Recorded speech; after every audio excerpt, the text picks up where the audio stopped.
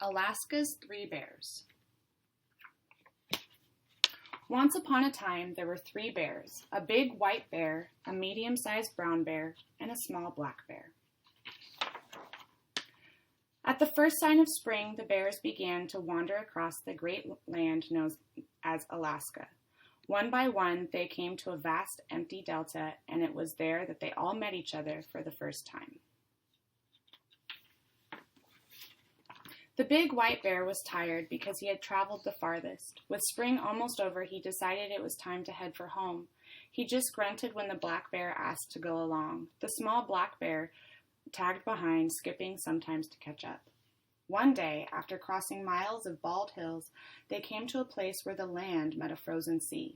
The snow crunched as they followed a twisted path through mountains and mountains of ice. The sky was icy fresh, and it seemed to dip and disappear until it landed in the white glare of ocean.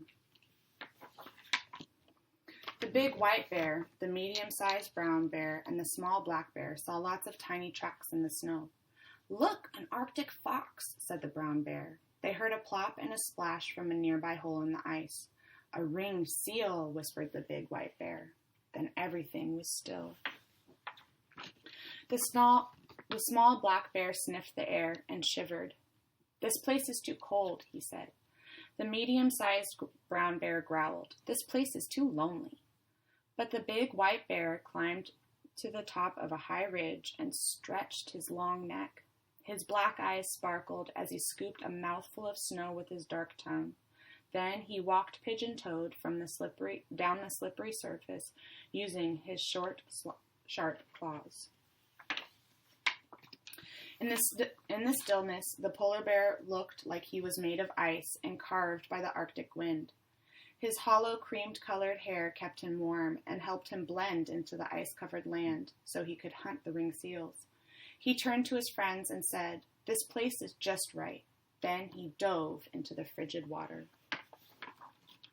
The small black bear just sniffed as they left the polar bear's home. The brown bear grumbled, "Who could live here? Not me. No. I don't like the ice. I don't like the snow. I don't even like fishing at 40 below." So the two headed south. They crossed tall blue mountains covered with moss and wildflowers. After many miles, they came to a big river.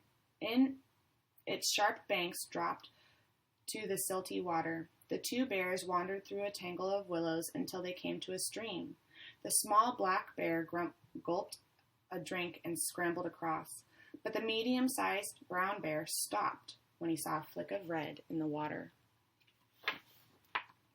A salmon thrashed his tail, kicking up gravel as he swam upstream. The gentle wind ruffled along the hump of gold-tipped hair on the grizzly's back. The bear turned and saw his own tracks, huge and swirled with wrinkles. Suddenly, he lunged at another salmon, trying to pin the fish down with his big paw. His claws, long and curved, were as perfect for fishing as they were for digging the roots he loved to nibble on in the spring. The small bear groaned. "The ground is too hard here. This place is not home. There are no berries, no forests to roam." But the grizzly heard a raven calling and saw a caribou prance by on the other side of the stream. There were ground squirrels to chase and roots to dig. "This place is just right," he told the small black bear, and he started upstream, following the salmon. The small black bear lumbered away with his head down. His last friend was gone, and he was still a long way from home. He wandered through the summer, lonely and sad, until he came to the edge of a deep forest.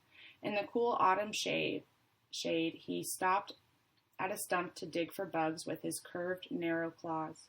The wood was the color of a shadow, dark gray and blue. It matched his glossy fur and made him feel better to know that he could hide in the forest and be safe.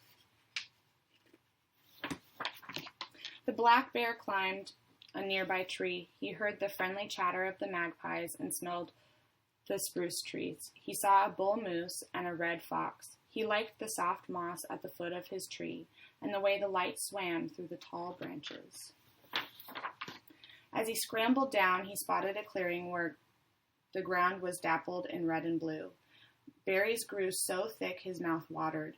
The smallest of Alaska's bears ran to pick the blueberries, cranberries, and a currant or two. He nibbled and gobbled and gulped. Suddenly, it was all familiar, like a dream he had dreamed before.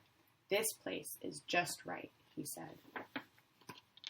Now, each spring, when the light lingers in the sky, when the geese fly north and the flowers bloom, the three bears come out to wander. They may cross mountains or sail an iceberg out to sea, but no matter how far Alaska's bears roam, they can always find their way back home.